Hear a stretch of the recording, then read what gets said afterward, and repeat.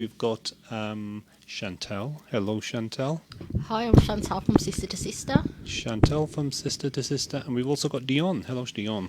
Hello, I'm Dion from Sister to Sister. We've got our boss, as we call her. Boss, yes. I wear many hats, but today I'm representing Secret Angels. DJ Alvina. Shiki. And Secret Angels, of course, Yes. of course.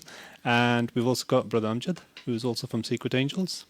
And we've got Saima Yunus, who's from Diabetes UK. Hello, Assalamu alaikum, Saima. Walaikum salam.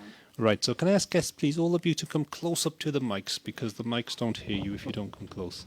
And it's really important, because I know you all got some wonderful things to say today. We're going to keep our listeners really engaged with a number of really important topics.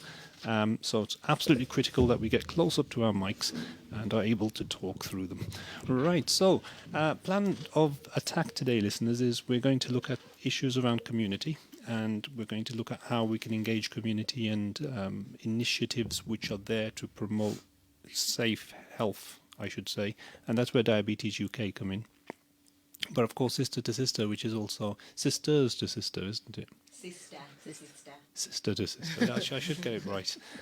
Which is also a marvellous little initiative, which is all about providing counselling and guidance and support and mentoring and empowerment and issues around empowering young girls. That's Yeah, right. perfect, Yeah, bang that's, on. yeah. Good summary there, Lisa. And then- Good summary. And then we've also got Secret Angels, which is a secret, and I'm going to let them really introduce that to themselves. But We it's, will do. it's more about community welfare, isn't it? It's more about about empowering community the communities, That's right. and people living in the areas.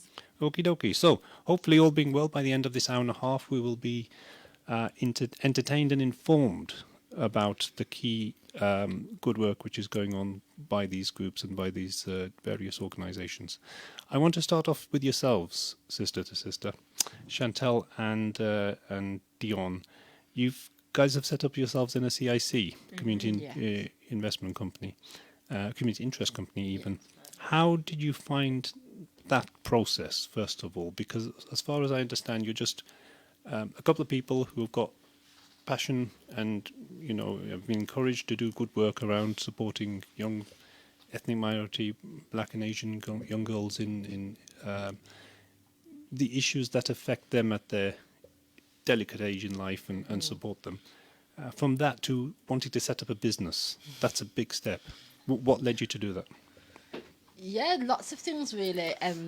Diane and I are very much into personal development, and we constantly look at ways to improve ourselves. We do a lot of reading in and around personal growth and development.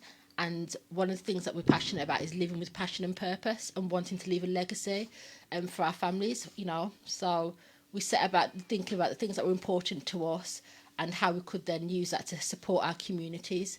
And that started the ball rolling really in regards to being passionate about supporting girls and forming a community interest group.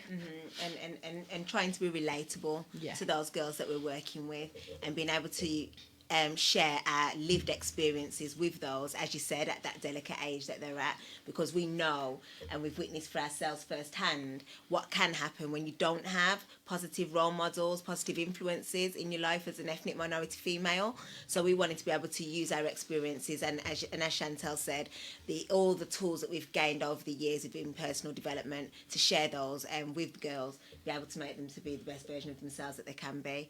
I know you mentioned about CIC and how easy it was, you know, what was the process like? It was actually quite a straightforward process. Yeah. It wasn't too bad. Now, I know it can get, you know, for some people it can be a bit complicated, but I mean, Chantal's got a teaching background and I'm a lawyer by profession, so actually we were all right in terms of being able to put that together, and we've been helping other community interest companies also set up and go through the process as well, so we've been doing that on the back of it too. So it sounds like you've taken something which was a hobby and something which was an interest and a passion of yours, and you've made it out of an income, which is perfectly fine and good. You know, it obviously we all need to be paid for what we do. But from the point of view of you trying to then establish yourselves, what were the barriers there? I mean, I'm sure you would have, in the early years or the early months, you would have had a lot of difficulties and stresses with getting your word out, getting it known that this is what you're about. And I hear you're doing some marvellous work at the moment. You're going into schools and you're engaging in community groups and in faith organisations. and you're getting to the heart of the issues that affect young girls, and running activities and enabling them to actually ponder and reflect on those, and thereby improve their lives. So what were the barriers in those starting days? Because what I'm trying to really get at is listeners out there who would probably have similar passions and similar ideas may want to embark on that journey. Yeah. What are the pitfalls and what's the fun parts of it all? I'd say initially, it's really making sure that it's something you really are passionate about. Sometimes you might have an idea about a business or something to set up, and you haven't really considered whether it's really true to who you are or what you represent. So that's the first challenge, making sure it aligns with your values, your purpose, your beliefs. Once you've done the work on ensuring that that is coming from a good place, it's then about getting around the right people. No man's an island. It's important to have the right family support, friendship support, etc. Accountability partner, which we've mentioned previously. Other barriers, really, I would say, is just that we've not set up a social enterprise before, but there's lots of information online in terms of how to do it and stuff like that. But because we mentor young girls anyway, I think word of mouth, people know that that's what we were doing in and around our day jobs anyway. So it's quite easy then to like network and spread the word. But COVID, obviously that did have an impact because that there was a barrier in terms of getting into school. So we did have to try and make sure that we could pivot our plans and that we can actually deliver that online, our programs online, as well as face to face as well. And again, I mean, and the plus side on that is that because of COVID and we were doing it online, it means that our mentoring business is national. Because it's not reliant upon the fact that we need to see our mentees. So actually, we've got mentees in London and all over, which is absolutely fantastic. It is. That's excellent. That's really good. And I was just going to ask you with regards to, because I'm aware of the fact that schools' budgets are something which have increasingly felt the pinch. There's been a lot of cutbacks with regards to the amount of investment, and I suppose it was pupil premium money, which was originally exactly what it was. used Exactly to right, fund that. yeah. And often in education institutions, that's how they do fund these types of things. But of course, when pupil premium went down, the first thing to go was initiatives like your own. How are you finding now that are you still getting engagement with schools, or are you finding that you're having to go to elsewhere for funding? And how has that been? I think the intake's actually increased because students have obviously been off for even longer.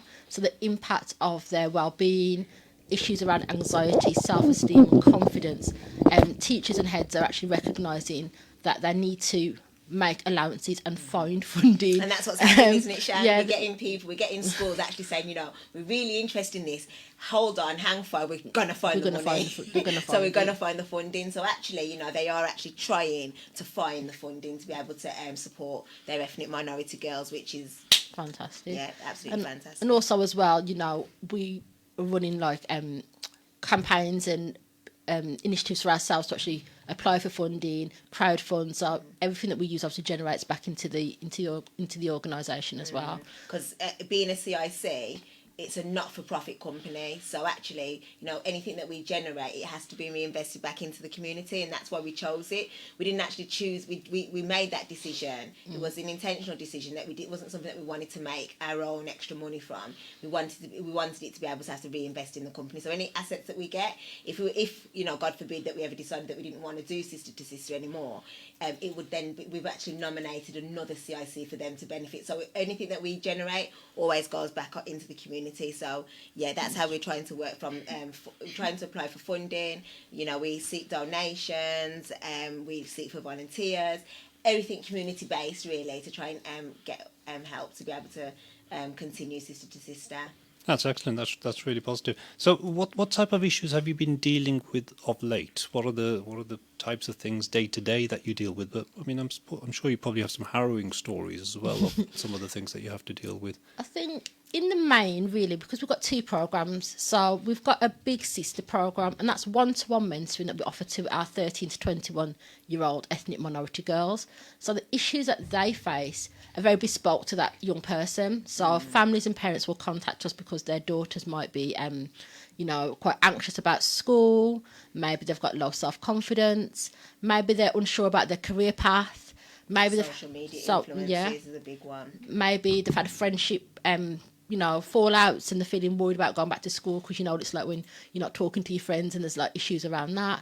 But also, it's not always, challenges that the girls come to us with. We have had girls who are very academic, quite bright, know what they want. They just want help with goal setting on how to move that plan forward. So mentoring isn't necessarily just based on, my child's got low self-esteem, low confidence. Could be a thriving child. Absolutely. Extra push to reach their full potential. It doesn't necessarily mean that, doom and gloom, we need sister to sister. Actually, your child might be quite bright, wanting to go to school, quite motivated. Maybe they're unsure about a couple of career paths. Maybe they've got an idea, a dream, but they've not had much experience in it. So we actually just support and encourage that development, really. And the referral process is via schools or via parents or community groups? How do you... All three. All three, yeah.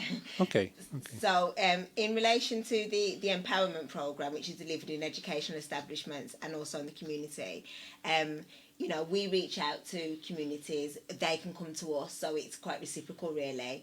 And you can do that by getting in contact with us via email at our email addresses. Because of our promotions and our presence on like Instagram and the other social media platforms, we have parents that reach out to us and they would then refer their young girl to us. So that's kind of how it works. And we also run sometimes campaigns as well with gift cards and things like that. And that's another way in which we get further business as well and get more offer in being able to offer, support more girls. And just on the back of that, the schools that we've worked with, they obviously, recommend us to other heads that they know in other schools. So that's also been helpful as well. So in terms of the programme we deliver in school, word of mouth amongst secondary schools in Wolverhampton is obviously increasing. And that's another way that we've been able to get into schools and support young girls as well. Okay. And do you find that there is some resistance from the child themselves? I mean, I suppose we should call them a child. They may be 14 or 16 or whatever, but do you find that there's resistance? They've been referred and they've been sent to you, but the people who have sent them haven't necessarily consulted with them, I think, or taken their view on that. With the empowerment programme, you're more likely to get more resistance than you would with a big sister. Simply, the reason being is because with the sister to sister programme, we have consultation. So we'll have a consultation at the start with parent guardian, and we'll also speak to the young person as well. Whereas with the schools will identify like a cohort of 10 to 15 girls who they believe would benefit from the programme. So when they do start the programme, it is very different for them because it's a very intimate setting. And when we start, we make it like that intentionally, and it really is a safe space all about them. So it's very different from their normal school activities. So when they do come, there is a bit of what is this that we're about to embark upon. But by week 3, it's like, oh well, we can't wait to come again. So actually, they do overcome the initial resistance. And I think as well, just on the back of that, initially they might be a little bit unsure, but because we make a point of actually saying to them that your school's invested in you, this is something positive, it's all about building and encouraging because they have been chosen, because the school see the potential in them. So it's just that extra enhanced enrichment activity for them. So we kind of put a little spin on it to make it, more personable to the young people. And just to tease out the cultural aspects of it all, because I mean, we may well have listeners out there who are thinking, that sounds really amazing. I want to boost the confidence and the esteem of my daughter or my younger sister or whoever. And however, I don't think they're going to fit in because she wears the hijab or because she's more conservative or she's adherent to Islam and she doesn't want to mix in with a group of young girls who will be talking about sex, drugs and rock and roll. How would you, for example, be able to address that cultural specificity there? Yeah. So in terms of that specifically, if a parent contacted us about wanting support for their daughter, they would instantly put onto the Big Sister programme. So it's one-to-one. So there's no, mixing with other girls. It's a one-to-one service via Zoom or telephone call. So in terms of mixing and sharing their private confidential information. It was just between the mentor and the mentee. So that's the first thing. We've also got a bank of volunteers who support Sister to Sister and work with us as well. So again, meeting the needs of that young person culturally is something that we're very aware of. And again, it's all within, the constraints of what's needed for the young girls as well. And that's why we encourage diversity within Absolutely. our brand, to make sure that we can actually make sure that, I mean, a key part of being of Sister to Sister, it's in the name, Sister to Sister as well. It's about being relatable. So we really are trying to make sure that our brand is as diverse as possible, which is why we do see volunteers from all ethnic minorities, really, so we can make sure that we can do matching and that kind of thing, so we can best fit for the young person. The good matches and things like that. That's really positive. I mean, guests, feel free to jump in if you do have any questions or any particular things you want to raise. So I'm just thinking to myself, if there was a group of young or whoever people out there, and they were keen to develop something similar on the same lines as yourself, what advice would you give them? I mean, if they were there to maybe set up a CIC or some type of business to support people in the community, how would you? What advice could you give them to go about that?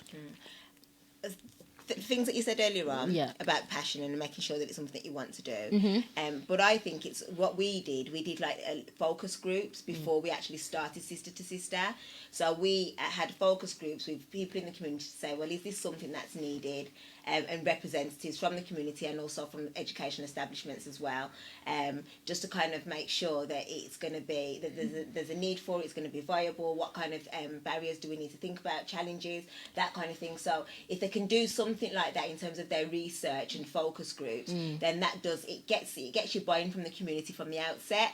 So I think that's particularly important, and that's what we did. Yeah, so it's important to test the market as well, because it might be that you think that there's a particular need, but once you've done the market research, you might find that actually there's something bigger or more important. So you can actually tweak your plans according to what's needed. It's not about what you need; it's about what the community needs. That's right. Hence, the community interest. It's for the interest of the community. That's right. So you need to make sure it's not you. It's about what's needed out there. And that's part of the application for a process as It well. is. In the application process for a CIC, you actually do need to identify in the application how it's going to benefit the community. I think what's very powerful about your model is the fact that you can do it all online or through the telephone. Yeah. And that means that you can work anywhere within the UK or anywhere in the world, Absolutely. for that When the matter. world, yeah. And your mentees are therefore able to actually benefit. And actually, because of the fact that you're online means that you've got that confidentiality as well. Absolutely. You're not necessarily going to a venue where you're walking in and people will get to know you and say, why are you going in there? Exactly. And That's things like right, that. yeah. And some of the stigma and the barriers that therefore may That's come out right. are removed as a result of that. Yeah. That's I'm sure has great value. And I think a lot of the girls that we do speak to appreciate that, because quite often they're on Zoom in their bedrooms or on the telephone, in like the conservatory. It's their time to just have that one-to-one conversation outside of their friendship group, outside of their family. So the confidentiality aspect definitely is something that, we factored into the model. And they're in a space where they feel comfortable as well, aren't they? Definitely.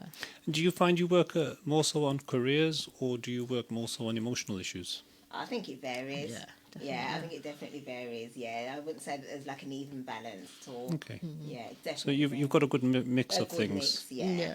And what about issues related to health? I mean, it could be a physical disability or a mental disability.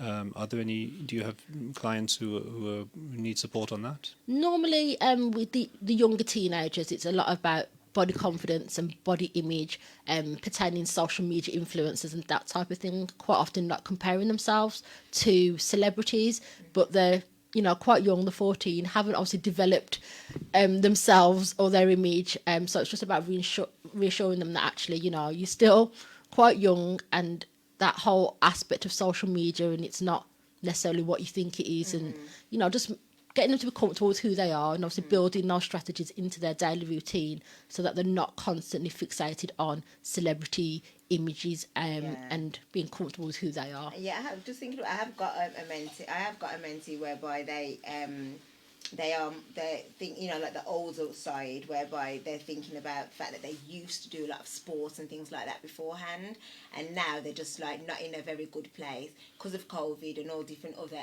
personal reasons, and they wish that they could actually get back to being able to do sport and get back to a certain place mentally, and also in terms of like how they look and that.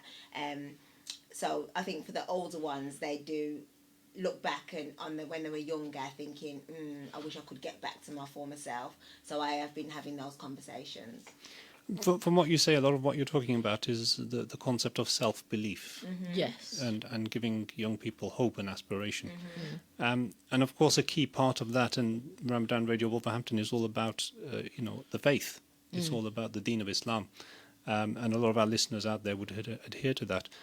How do you think, from your personal point of view, the important it is to have a faith, irrespective of what that may be, but to have a faith, and then that providing you self-belief?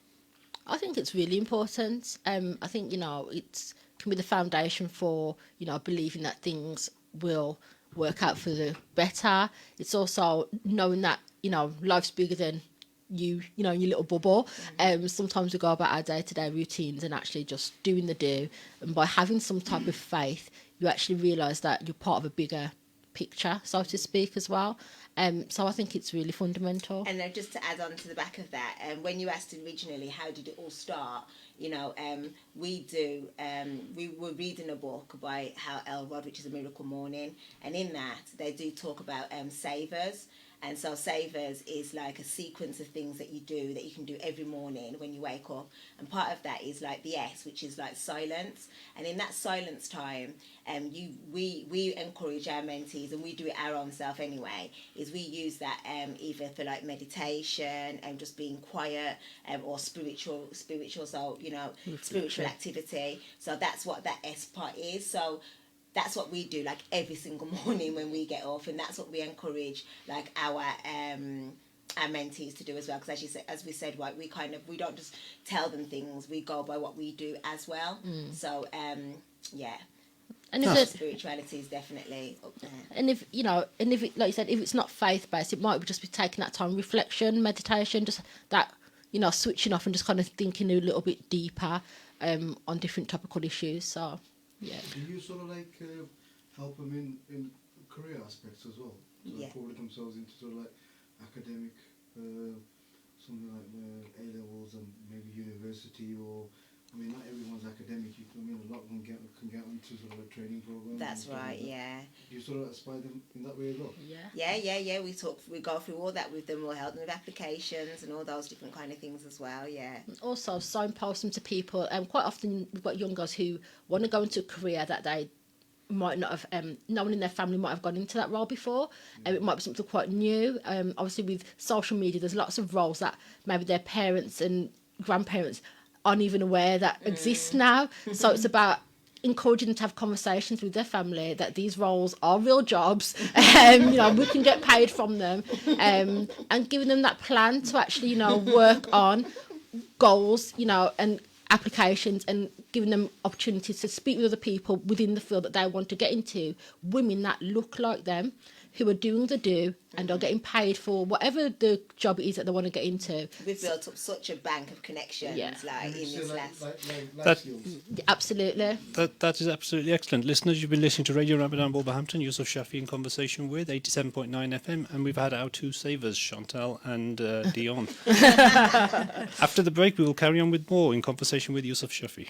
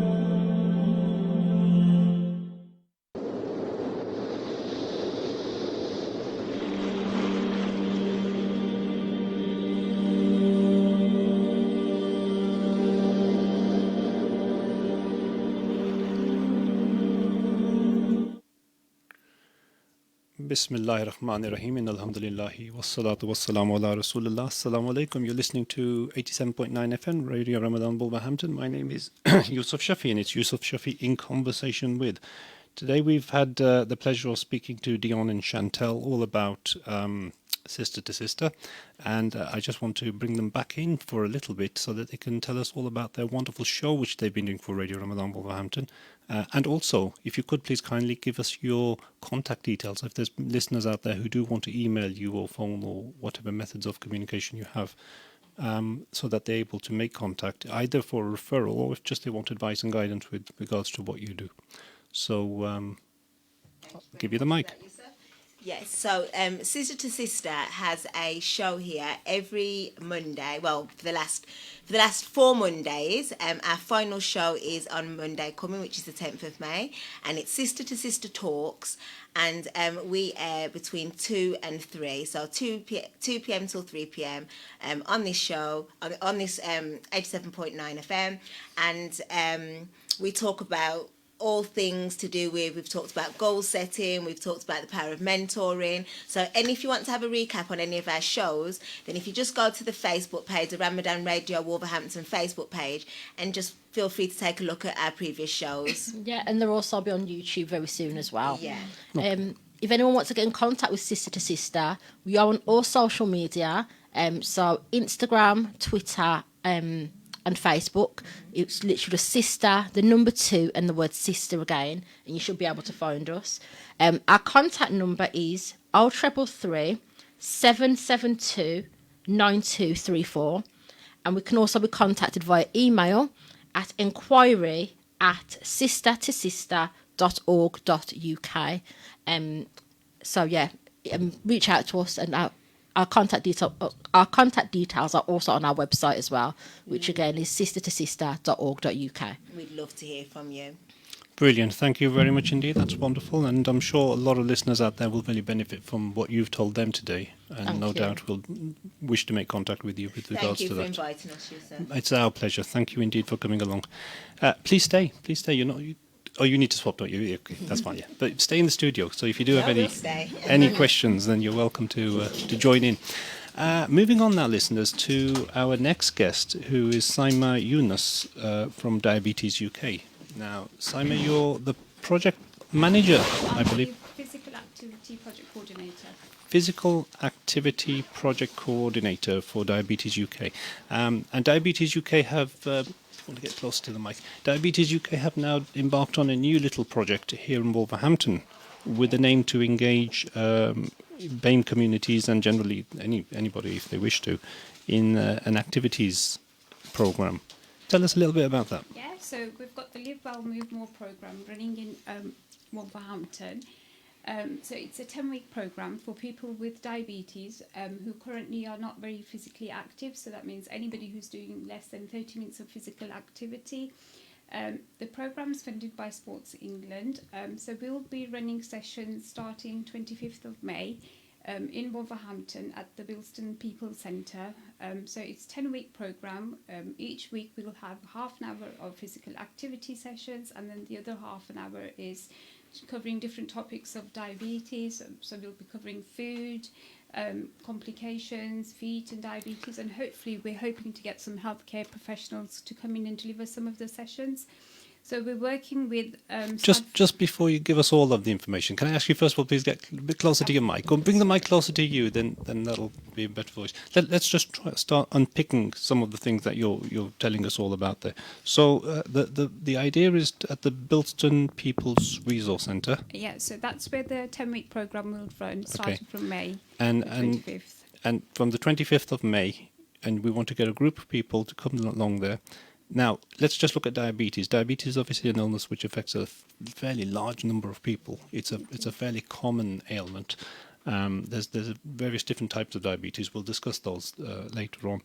But with regards to the BAME community, and certainly I know the Pakistani community, it is certainly of high prevalence. It is. Is it as a result of diet? Or is it as a result of genetics? Let's just try and sort that out first of all. So there is the genetic impact as well, and then there's the diet as well. So type 2 is more to do with diet as well. So if we are overweight, we're at a higher risk of developing diabetes as well. If we don't exercise enough, that also puts us at a higher risk as well. Okay, so what we're saying is it runs in families, it's familial, Yeah. and at the same time it's all those jalebis and laddus we all like to eat all the time. That we shouldn't. And that we shouldn't eat all the time. We shouldn't. That's right. And there's 4 teaspoons of sugar in our tea. Definitely a no. Okay. So, as a community, it's something which affects, as I said, a number of families. It can be quite debilitating. You think of diabetes and people will say, I get headaches and I feel a bit dizzy sometimes. But it can actually be quite more severe, can't it? It is. It's a very serious condition. And if anybody does have any symptoms of diabetes, they should contact their GP as soon as possible. So the usual method is you start getting some symptoms, you'll go to the doctor and they'll ask you for a blood test or a urine test for the prevalence of either the hormones or for sugar in your urine. Thereafter, it's usual to be put on some type of a strict diet. What sort of a diet would that be with people with diabetes? So in terms of diet, so if they have things with... So if they have lentils, things like that, dal, they're really good to have. Have grilled food, not have samosas, kebabs, pakoras, things like that. Those things we shouldn't have, or have very little of them. And anything sugary. And the thing is, I think with the South Asian community, we kind of say, when somebody says, or when we find out we have diabetes, we kind of say, oh, well, I don't have sugar in my tea or thing. But the thing is, all the food has sugar. So we just have to be careful how much we have of it. Okay, so lots of greens are good for you? Yeah, definitely. Greens are Vegetable good. oils, Vegetables, avoid fruits. Animal fats. Yes, definitely. Avoid dairy? You could have dairy, but it depends how Limited. much you have. Okay, Limited. so not too much dairy. And certainly sugar. Yeah. And carbs. Carbs are the real evil, aren't they? Fat Yeah. actually isn't so bad. It depends how much you have. Depends. Well. You don't want to go and get cholesterol and high No, you don't. CHD and Definitely all of the rest. But at the same time, it's really the carbs we have to avoid. So it's the rice, it's the flour, it's the sugar, it's the pastas, it's all of those things that are there. And so if you do have a familial link for it as well, it's very important from an early age to be really careful and to avoid such things in your diet and to make sure that we are preventing diabetes as opposed to dealing with it once we've got it. And I think, especially with the South Asian community, so Pakistanis, Indians, Bangladeshis, we're at a higher risk from an early age. So the people from white population, they're at a higher risk from the age of 40, whereas if you're Pakistani, Bangladeshi or Indian, you're at a higher risk from the age of 25. Okay. So certainly and is it more prevalent in males or females? Is there any gender bias in it? Not as far as you know. No. Okay. I think I've seen some statistics to say males are more likely to get diabetes. Yeah, actually, referring back to our Know Your Risk tool that we've got online, that people can go on and find out the risk of developing type 2 diabetes as well. So it's a short question that you complete, and it kind of gives you if you're at a low risk, medium risk, or a high risk. So if anybody does come out as a high risk, they should go and see their GP. And coming back to what I started off saying, it kind of scores a point for each question you answer, and if you're a male, you do get a point for it. So males are at a higher risk. Males have a higher risk of suffering from the whole issue of diabetes. So, with regards to Diabetes UK, it's a national charity. It is. You've got a base in London?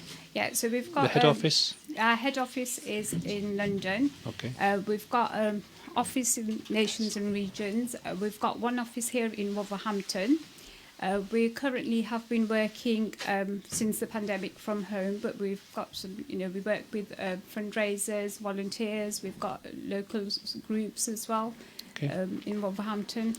And what is the function of Diabetes UK as a charity? What do the charity do? What's the main aims of the charity?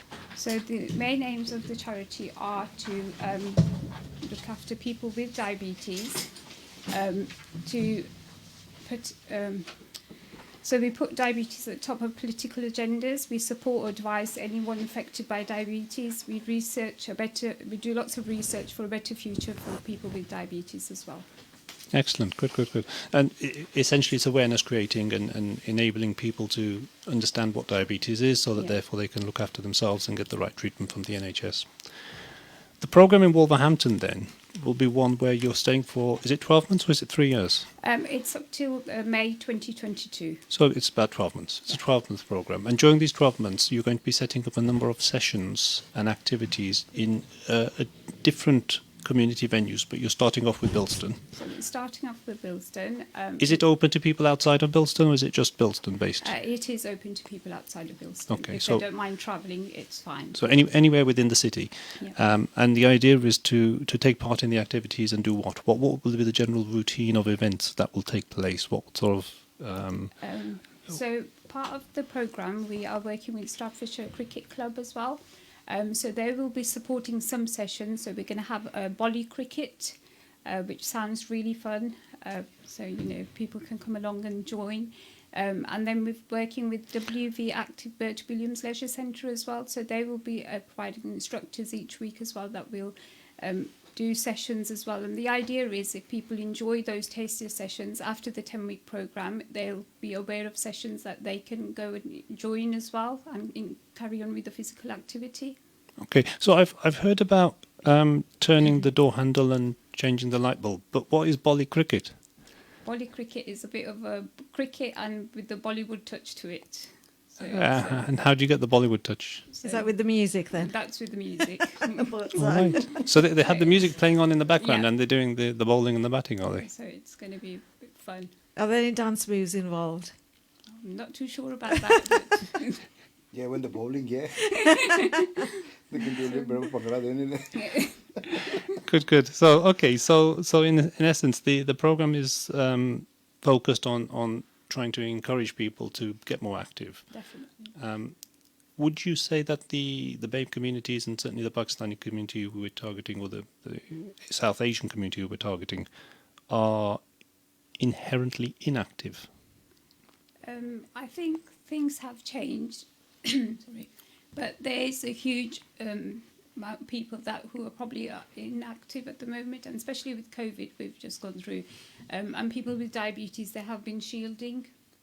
So I think this is probably a good opportunity for them to come out, and we will have all COVID restrictions and things in place as well. We'll follow all guidelines at Bilston's People's Centre as well, so people to come out and kind of get active again. We know our Deen, mashallah, teaches the importance of being fit and being active and to control your diet. And our Salah, for example, is an obvious example of that, of how we are encouraged to move in various phases and do different activities during that, and 5 times a day, and to wash beforehand and all the rest. Do you see any resonance, I would say, or do you see any relationship between how our Deen on one side does encourage all this, but and certainly medical health also, or the medical practitioners also encourage all of this? Do you see any correlation there? Is there anything we can reflect on with regards to that? I think the key message is to look after ourselves, and that's the really important part. And Islam teaches us to look after ourselves, look after our bodies, and it's a gift that we've been given from Allah subhanahu wa ta'ala, and it's really important. And we've got all these provisions in place that we should make full use of and help ourselves. And of course, diet is a very important part of that as well. It is. And in the month of Ramadan, of course, diet is something which is supposed to be restricted, but often isn't. Often at the time of iftar and in Sahri time as well, we are, eating all sorts of different things and stuffing ourselves. Can you reflect on maybe some advice from Islam or from the time of the Prophet of the type of things they would eat during iftar or during suhoor? I think they had a very simple sort of diet, and to open our fast, their fast, they used to have 3 dates and water, and it was to keep a third of you should be what we have food, and a third should be liquid, and then a third should be kept empty. And I think sometimes we kind of forget that, and because there's so much food available, we kind of overeat. Of course, really needing. yeah. So it's about, even during the time of fasting, when you open your fast, to be very much thinking about your health and not just, I suppose from time to time, me and Amjad over there must be thinking about our chicken tikka masala and stuffing it. And Well, to be honest with you, Yusuf, I've been controlling myself this Ramadan. I've been seriously I've been on that kind of level because I'm quite scared as well, actually, because my mother's type, she's type 1 diabetes as well. She's on insulin.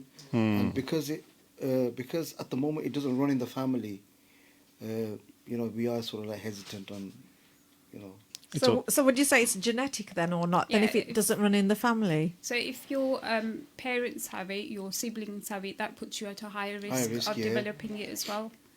I've experienced that because my mum, she had an underactive thyroid and I've got it as well. And because she's got arthritis as well, I'm suffering from it as well. But alhamdulillah, I'm glad I'm suffering from it and not my siblings. I mean, Mashallah. I've had it instead of them. You're taking the pain. Well, might as well. I think being the oldest is probably just... But as I was saying at the start, these things we shouldn't take them lightly because they can be quite debilitating. I mean, I know diabetes can lead to blindness because of poor circulation. It can lead to amputations of parts of the body. It can lead to all sorts of different physical and of course mental stress as a result of these diseases as well. So it's not something that we should just take lightly. We should, as a community, focus on that.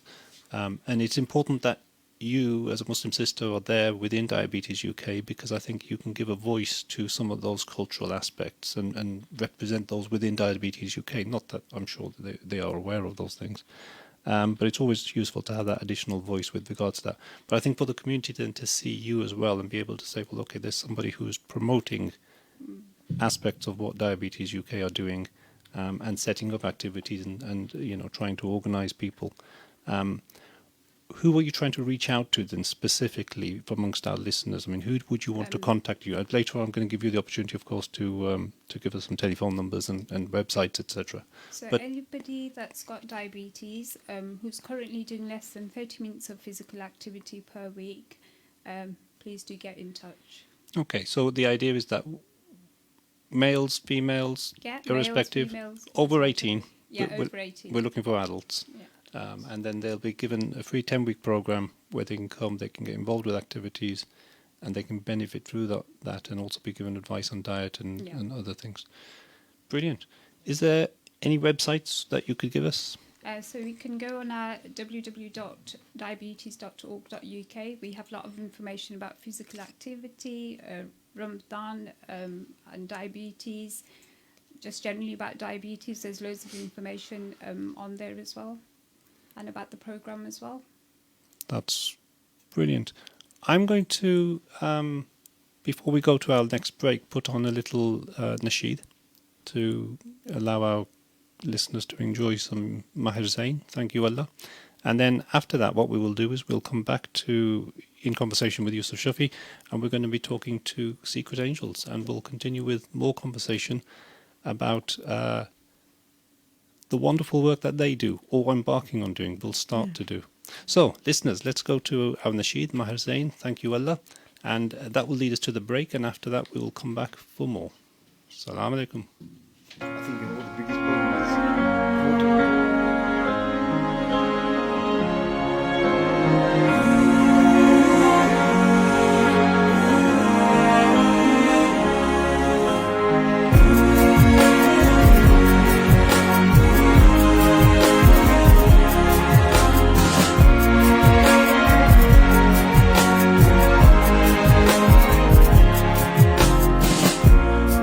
so far from you, yet to me you were always so close. I wandered lost in the dark. I closed my eyes to all the signs you put in my way. I walked every day further and further away from you. Ooh, Allah, you brought me home. I thank you with every breath I take. Alhamdulillah, Alhamdulillah.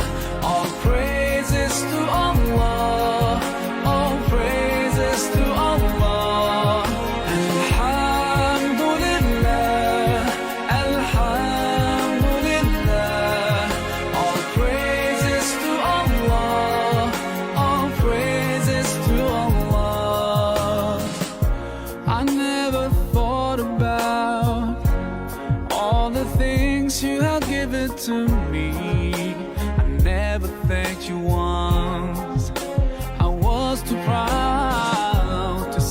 the truth and prostrate to you, until I took the first step, and that's when you opened the doors for me. Now, Allah, I realize what I was missing by being far from you. And Alhamdulillah, Alhamdulillah, all praises to Allah, all praises to Allah. And Alhamdulillah, Alhamdulillah, all praises to Allah, all praises to Allah.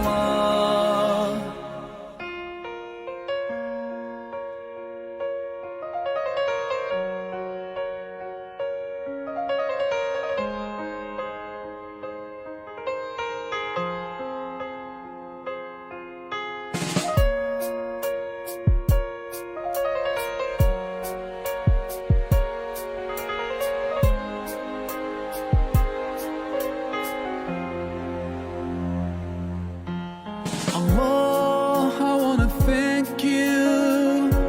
I wanna thank you for all the things that you've done. You've done for me through all my years I've been lost. You guided me from all the ways that were wrong. Indeed, you gave me hope. Oh, Allah, I wanna thank you. I wanna thank you for all the things that you've done. You've done for me through all my years I've been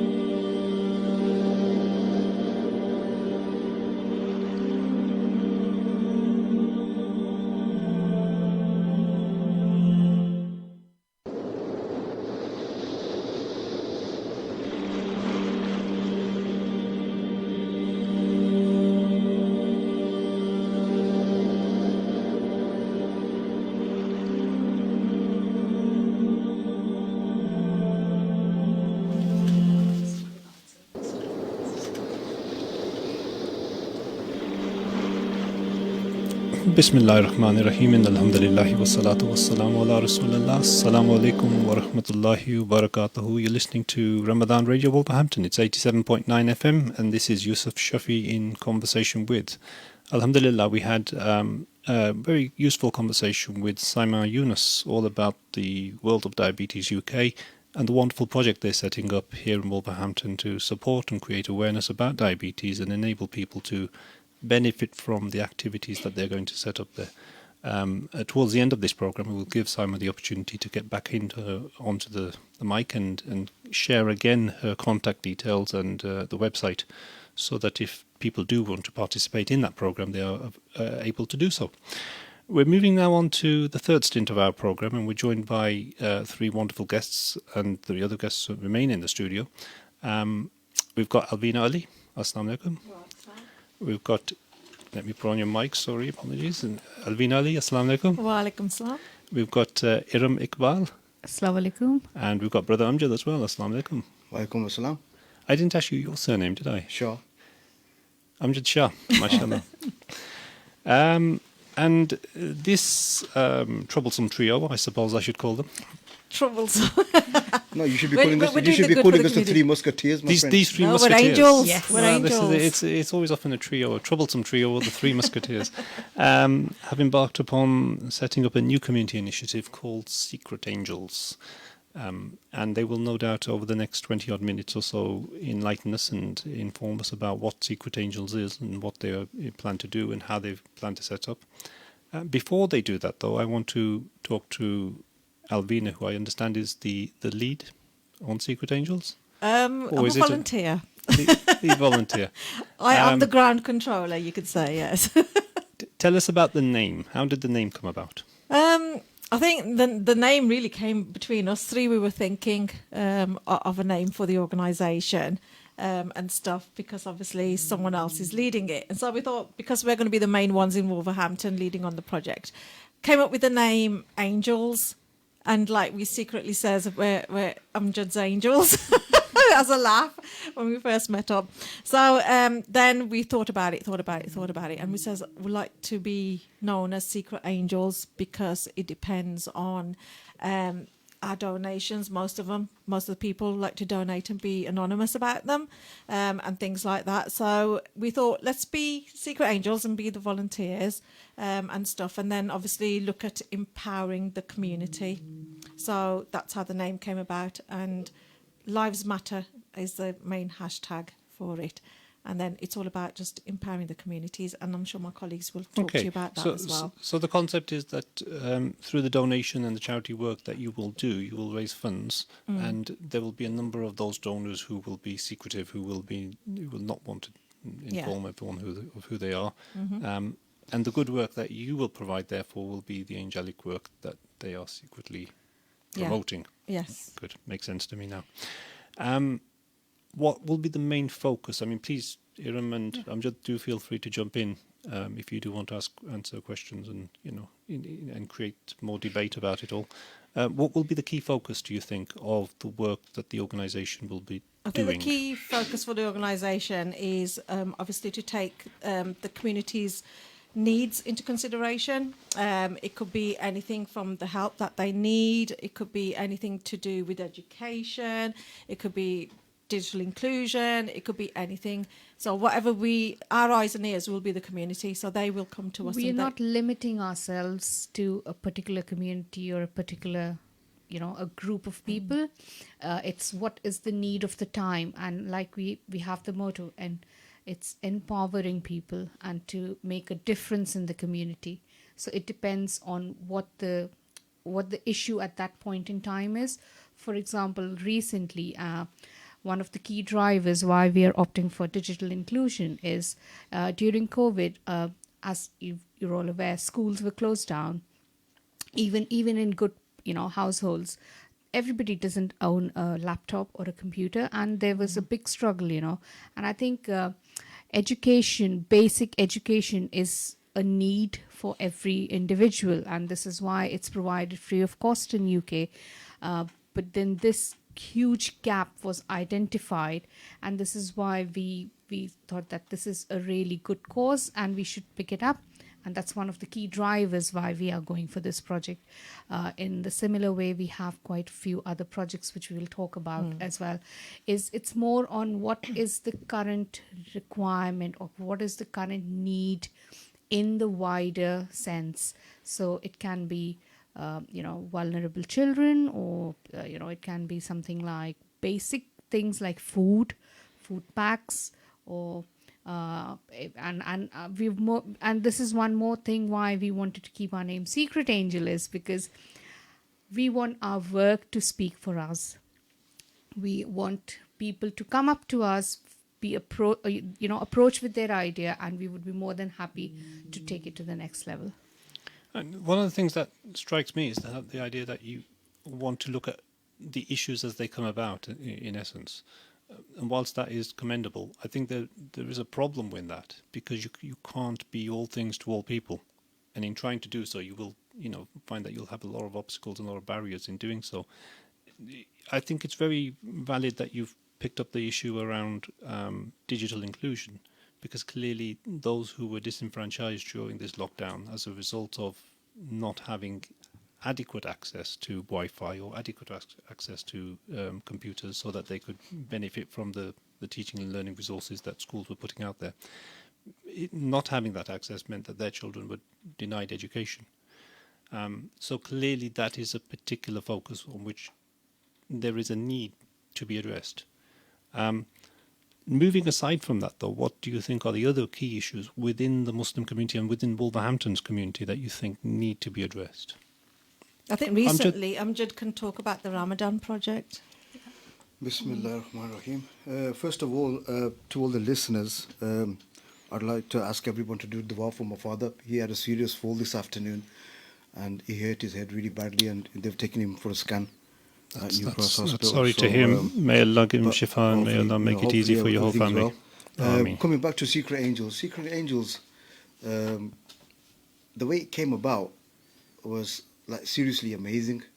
It was just like a whiff in thin air that the three of us got together and someone approached us about it, and we got together and we just took it from there. And it was just sort of like I think about a month or so, right? And within 1 month, alhamdulillah, we've sort of like we've organised the food parcels, which I think within 2 weeks we organised.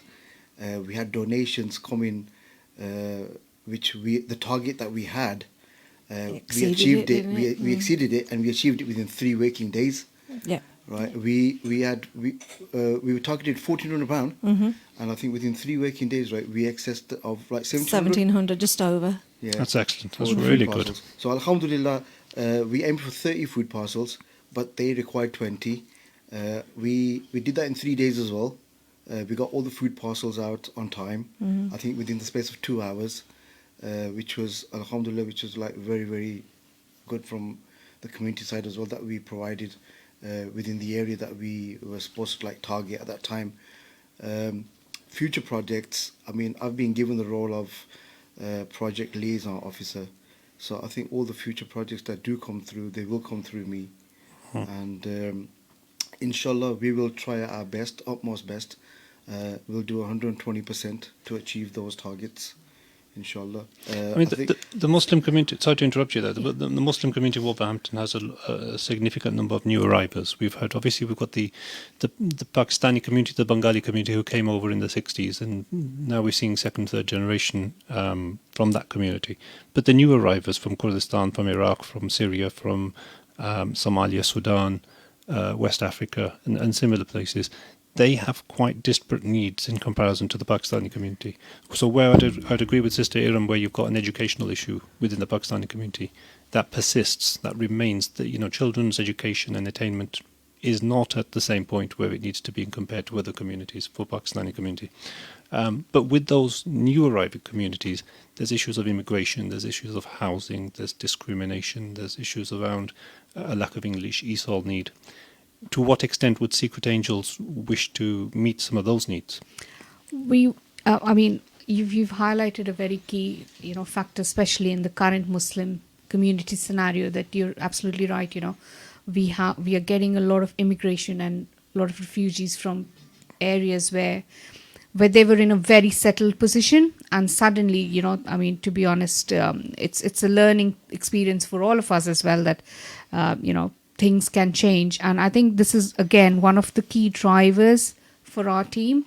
We have resources, like we think there are people who are ready to help. There are resources available as well. It's how do we bridge that gap, because these people, they have come in from a very different setup, from a very different country. Their first language is not English. Obviously, we may also not know their language, but then we know where we can go and get that help for translations, where we can reach out to the people to identify and get involved. And those are the sort of projects that we are looking for. And that's where we want to make a difference. And that's why we are very much focused right now on Wolverhampton, because currently we're a small team.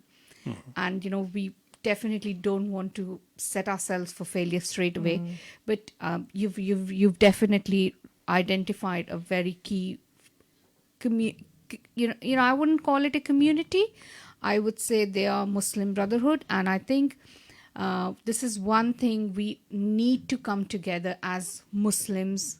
We need to start all of us identifying as Muslims, rather than becoming from what everybody. There must be different Nationalities, etc. nationality, school of thought, but I think we need to understand that we are together, and we need to unify and get as much as possible to bring to a certain level, at least And taking at the beginning. taking that forward, I think from my understanding of initial chats with Sister Alvina, etc., is that it's not actually just about Muslim community as well. Yes. It is actually widening widening it out to the whole community, Yes. irrespective of faith. We are diverse. We are going to concentrate on the wider communities of Wolverhampton as time goes on. Like we said, we're just small at the moment. There's just a minute amount of us at the moment. But inshallah, as time goes on and projects do flourish, we will sort of expand on our team as well. But coming back to the projects that we've, like we were mentioning, the food packages were actually concentrated towards The Sudanese community. the Sudanese and the Somalian and the Eritreans who are part of Wolverhampton as well. And because like they've just come into the country as well, they are facing a lot of hardship, like you've just mentioned. Our next project, which has come into sort of like the highlight, right, is the clothes bank, which we're going to start up hopefully inshallah soon, ASAP. And the clothes bank is for those communities as well, which will sort of like we've got a container which we're going to start filling up with clothes and various other items as well. And inshallah, I've put a time frame on it, but we're going to see if we can get this container out to Sudan by mid-October time. And hopefully, inshallah, one of us, me, maybe Sister Alvina or Sister Rum, will be flying out to Sudan as well to help get this stuff over there to them as well. Okay, So basically what this clothes bank will involve is for people to bag up their clothes, and what they need to do then is to arrange for collection and stuff. So obviously we will take the thing. So what we're going to be having is a collection of bag with their name, address, who it's from. So we will shift through it, because what you usually find is people throw anything into a bag when it's dropped off by another company at your home. So we will be shifting through the things and keeping what we think is wearable and usable, and anything else we'll just put back in that bag and just drop it back to the household and say like those things. So we're going to be very strict and very specific as to what we really want. So it's going to be things like adult children's clothing, it'll be socks, coats and jackets that the Sudanese community have asked for, shoes as well, loose fabric material, which we never thought of, but when we sat with them and we had that meeting. Disability chairs. Yeah, disability chairs, walking frames, and things like that. So what we're going to be doing is, before we actually launch the project, we're just drafting up some posters and stuff like that. So we'll be putting them over our social media pages, putting them at venues like community halls and things like that, where people can look and then start ringing Amjad. His number's going to get famous soon. So, so bless Amjad. He will be picking up the packages and bringing them to where the porta cabin is. And then again, we've got the team of Sudanese community who will be there volunteering, shifting through, putting them into size order, male, female, whatever they need to do. Some of the clothes will be used here, and some will be going out to Sudan. And I think the actual charity that we're working up there with is called Barkat Al Takia, is it? Yeah, Barkat Al Takia, yeah. So we've got links up there. So this is why we thought that being the first project is that Amjad or myself or Iram, we will plan a visit out there. When the container goes out, I think it takes 6 weeks to reach there. So in that time, it gives us time to go there, and then we can actually see the clothes coming, being distributed. We can evidence it, and we want to be transparent on how we do things and to show the people who are taking part in our projects exactly what's involved and how it's done, how it's delivered, and we'll be keeping statistical information as well to share out through the year, and we'll be doing those by infographics and things like that. Excellent. And I think that's a really useful way to actually get people to contribute by way of their clothes and their volunteering time and all the rest, and to be a part of the Secret Angels group. Yeah. And then begin to get more involved, because I think clearly you guys all feel that you need to grow. Of course. I think our other projects will include sort of like health workshops, like Sister Saima here said, right, that like diabetes and stuff. We've got doctors on board who are willing to come in and do talks and stuff like that. We'll have them as well. We'll have various other workshops, which hopefully, inshallah, we will. We'll get sister in. Yeah, we can get the sister in as well. One of the things I often feel that there is a major need to work on is the issue of isolation. And whereas I think historically we've always felt that isolation is something that affects the non-Asian community, because we feel as though we look after our elders or we keep our elders with us. But increasingly, elders are being isolated. Increasingly, we're finding children are going off to their careers. Daughters aren't able to look after mom and dad. I didn't mention that actually. That's in the pipeline as well, isn't it? Our elders group for the men and the women.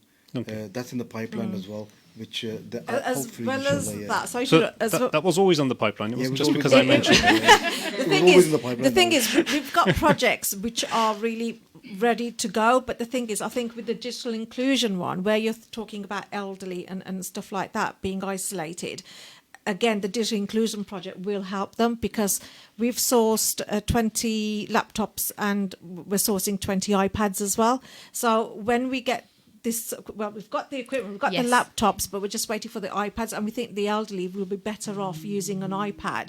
So again, our digital inclusion. So we're just not targeting the school children.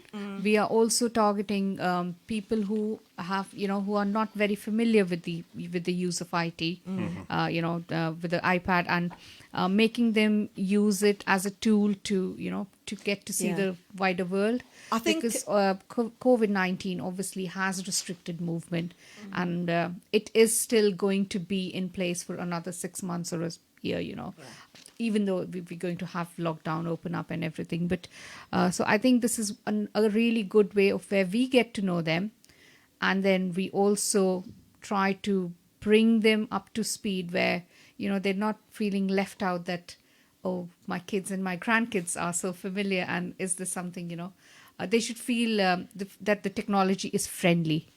I think the main thing is trying to tell them that they don't need IT skills to use an iPad. I think for the elderly, it'll be more like keeping in contact with their relatives, sons, daughters, wherever they are all over the world. And it's things like shopping online, because most of the elderly through the soup kitchen, we found they weren't coming out doing the shopping during COVID, and they weren't aware of the online shopping system. So we can set that up for them. And most of the elderly don't have bank accounts. So that's another thing that we could drive forward for them as well. And just show them that things can be done quite securely. And I'm aware of the fact that you have very good relationships with Radio Ramadan Wolverhampton, obviously. Yeah. And also the Al Amin Centre here on Baldwin Road. Yeah. What are the plans for with regards to isolation in particular? What are the plans for actually to set up maybe community cafe or to meet that and is greets? the plan. We've already decided that, haven't we? Yeah, we We've have. already said that. I think for us, what we want to do is obviously with the cafe and stuff, we were looking at where our second office is based. That's in the Park Village Education Centre. Again, good kitchen facilities, got good kitchen facilities here. The only downfall about the Al-Amin Centre is obviously it's got stairs, and people with disabilities, they won't be able to climb the stairs and things like that. So for able-bodied people, yes, we can make use of the centre here. We're thinking of running some workshops as well, like I'm just touch upon. Again, with the Park Village Education Centre, we've got like a cafe sort of thing, in the pipeline, but we need to talk Yusuf Shafi around that. And the other big thing that we're doing on the 5th and 6th of June is being involved with the Eden Project. And that is about bringing all the communities in the neighbourhood together. And we're thinking of using the Park Village Education Centre, the main hall, to bring all the organisations, all the agencies that are within the area of Wolverhampton to hold stands and things and have like a light lunch or something. But again, with COVID and stuff like, yes, you will be there. Yes, I will. I'll be getting my sister to sisters be there as well. So I think this is a good way, really, for us to launch ourselves properly. Because although we did a little launch on the 2nd of April, we thought we'll wait for a big event to come, and this couldn't have been a better time, really. So it's going to be on the 5th or 6th. We're going to decide on the date. Just watch out the space, I would Yeah, say. so- Yeah. Can I just mention one thing as well? Not forgetting Macmillan as well. I think we did it last year as well, didn't we? Yes, we did, yeah. We raised over £3,000. We did. Excellent, Macmillan. really good. But I would love to sort of like do it on a bigger scale this time. Maybe sisters can get involved with us as well at that time. So like, we can sort of like get other people and involved. Diabetes Maybe UK, Simon can no get doubt. involved as well with us. Yeah. Yeah, come on board and What is very endearing about all of this is the fact that you guys are doing a lot of, there's a lot of planning involved, but you're doing There a lot is, of yeah. work which is targeted towards the wider community of Wolverhampton. It isn't just Inshallah. focusing on just the masjids or No, just no, a no, no, particular focus on that. And I think that's really valuable, because that's where we need to be working on. From a point of view of representing Islam, this is what the deen is about, to make sure that we can serve community. It isn't about serving ourselves all the time. So I think that is commendable and excellent, and I'm sure our listeners out there, the listeners of Radio Ramadan Wolverhampton, will be very pleasantly surprised, but also happy to hear all this wonderful news that these new groups are setting up and these new facilities are setting up, whether it be sister to sister, whether it be Secret Angels, or even established organisations like Diabetes UK. We're coming up towards the end of the programme now. It's the last few minutes or so. So it's that part of the programme where I ask our guests to please just come back to the mics and leave some departing messages. It may be simply a message of goodwill of Ramadan Mubarak or Eid Mubarak as we're coming up to Eid. But it may be a telephone number or contact or a departing message. So I'll ask Simon Yunus, could you go first, please? And Okay, to sign up for the programme, you can contact us on our helpline on 0345 123 2399, or you can email us at helpline@diabetes.org.uk. And I would like to wish all our listeners Eid Mubarak. thank you very much, Simon. That's what Chantal and Dion. Hi, so we're sister to sister. Our contact details are, telephone number is 0333 772 9234, or you can email us at enquiry@sistertosister.org.uk. We're very much, looking for support in terms of donations for our girls, anything from stationery to pens to pencils for when we're delivering in schools, but also as well, we have a facility on our website for you to purchase a gift card, a mentoring gift card that can be donated to a girl in need. So if you go onto our website and you are interested in supporting purchasing a gift card, we can actually then assign that mentoring session to someone who's not in a position to be able to fund that themselves. Perfect. And just to also add that we are looking for volunteers. So if, like us, you actually care about investing in the future of ethnic minority females, then please do give us a call on the details that Chantal, or contact us on the details that Chantal's given you, because we really would like you to, join our social enterprise and help ethnic minority females be the best version of themselves that they can be. Thank you very much. And Sister Alpina. Okay, I just want to say a big thank you to Yusuf Shafi as well for inviting us, and to Ramadan Radio as well, and obviously sharing what Secret Angels is all about. If anybody does want to volunteer, they can get in touch with us over our social media pages. So we're on Facebook, Twitter, YouTube, Instagram, and it's Secret Angels UK. And also, if anyone's passionate like us and wants to volunteer and make a difference to someone's life, then obviously get in touch and we can let you know about some of the projects. And it might be something that they've thought about and we haven't thought about, so we can work in conjunction with them and start sort of deliver these projects equally. That's excellent. Thank you From indeed. Secret Angels, we wish everyone a happy Eid Mubarak. In advance. Eid Mubarak in advance. And of course, we've still got a fair few nights of Ramadan, so inshallah we can focus on that as well. Thank you all guests. It's been wonderful to hear from you. You've been absolutely amazing. Really wonderful work you're all doing. May God bless you all. It is absolutely endearing to see that such wonderful community work can go ahead. And from on behalf of Radio Ramadan Wolverhampton, we wish you all well, and we'll be working alongside you to promote these good causes. Thank Jazakallah you. khair. Thank you so Assalamu much. alaikum. Thank you.